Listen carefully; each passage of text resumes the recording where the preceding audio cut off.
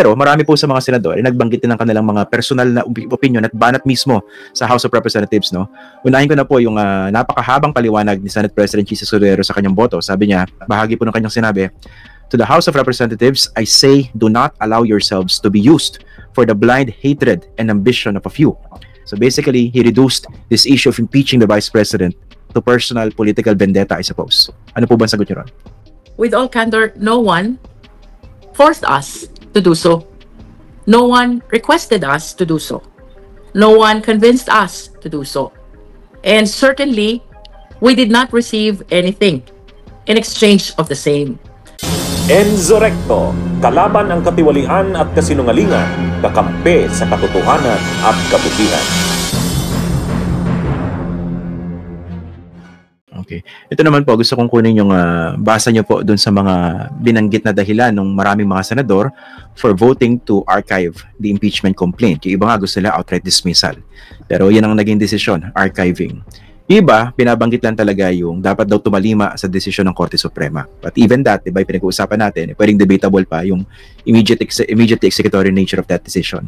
Pero marami po sa mga senador ay nagbanggit din ng kanilang mga personal na opinion at banat mismo sa House of Representatives, no?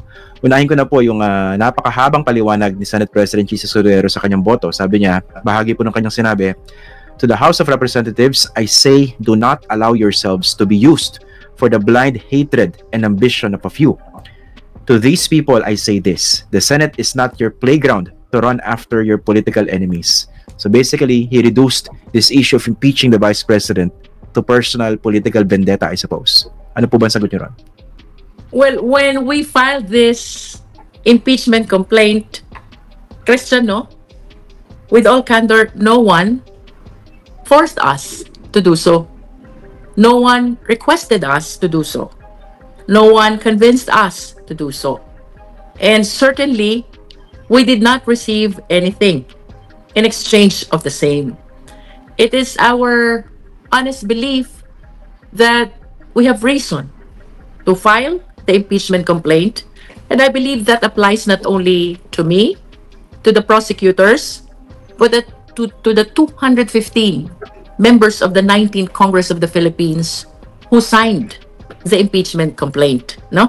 Ito naman sinasabi na namin noon pa, amid the allegations being imputed against the House of Representatives or to the members of the House, with all candor, wala pong pumilit, wala pong nakiusap, wala po kaming tinanggap in exchange of the same.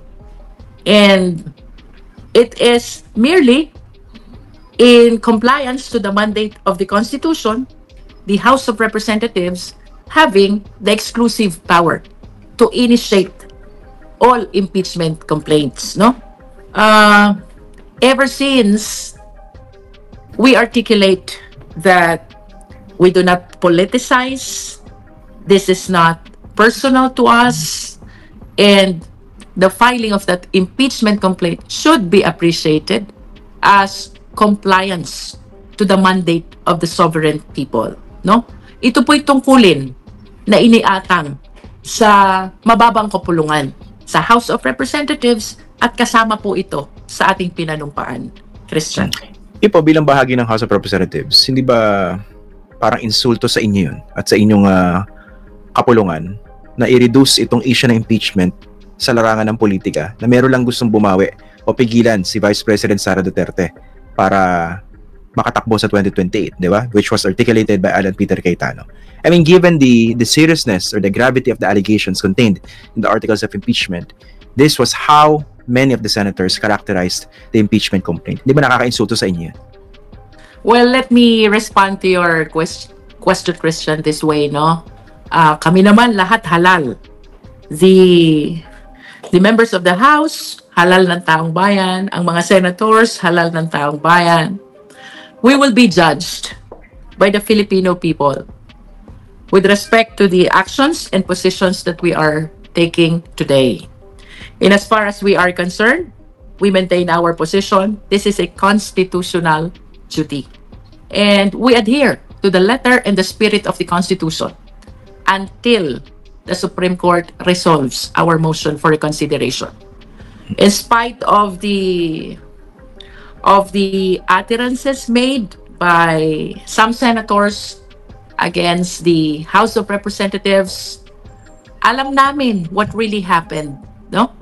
And with all candor, I will say it again, it is compliance to the mandate of the Constitution.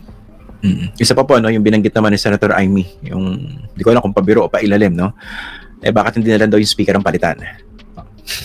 Well, How do you it respond to depends that? on the members of the House of Representatives, Christian. And the last time I checked, the manifesto was signed by 287 members of the House, supporting the speakership of Congressman Martin Romualdez. And then during his election as such, 269 of us voted for him. I think this is a call that belongs exclusively to the members of the 20th Congress of the Philippines. We heard her loud and clear, no? Pero I believe that to this point in time, Speaker Martin really has the utmost trust and confidence of most of the supermajority of the members of the 20th Congress of the Philippines. Pero nga po, what does that kind of statement, how does that reflect on the dynamics between the Senate and the House? Parang, kunwari lang, baliktarin natin. Kayo ba, can you imagine, sabihin nyo, ba't hindi na lang palitan yung Senate President kasi dinedelay naman yung impeachment process? Iniiba yung definition ng forthwith. Clearly, kabastusan yan, di ba? Pero bakit may ganun from the side of the Senate? That is why, Christian, I wish to respond to all the questions with the guidance of the Constitution, no? Kasi mas maiging makita ng taong bayan na bagaman there are varying opinions, conflicting positions between the House and the Senate, mas enlightening siguro na ang discussion is guided by the existing laws and ultimately by the provisions of the Constitution, instead of highly politicized comments and utterances coming from both parties. Christian. Bunyog, bunyog, halikan na kasama ka. Bunyog, kapag buklod ay may pag-asa.